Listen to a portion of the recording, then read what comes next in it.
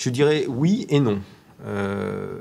Quand les entreprises regardent les nouvelles technologies, c'est pas juste pour se faire plaisir ou parce qu'il y a un effet mode derrière, parce que tout le monde en parle. Elles vont regarder pour essayer de comprendre par rapport à une technologie qu'est-ce qu'elle peut apporter comme valeur à leur entreprise, à leur métier, éventuellement à leur compétitivité. Et c'est ça qui va animer leur curiosité.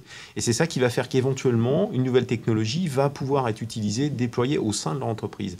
Mais pas juste pour se faire plaisir ou parce que c'est à la mode. C'est important.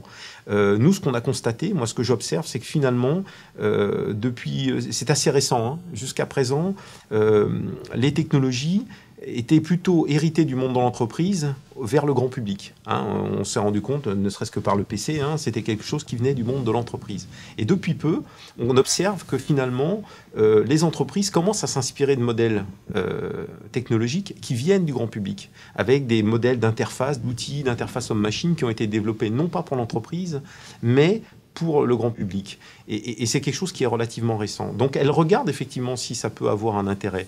Mais derrière, il y a toujours cette notion de retour sur investissement. On ne va pas investir sur une technologie juste parce que finalement, elle est, comme je disais tout à l'heure, hein, soit à la mode, soit éventuellement, elle est quelque chose qui est perçu plutôt positivement dans le monde du grand public. Maintenant, c'est comment, dans mon entreprise, je vais pouvoir trouver une vraie valeur et derrière, finalement, avoir un retour sur investissement.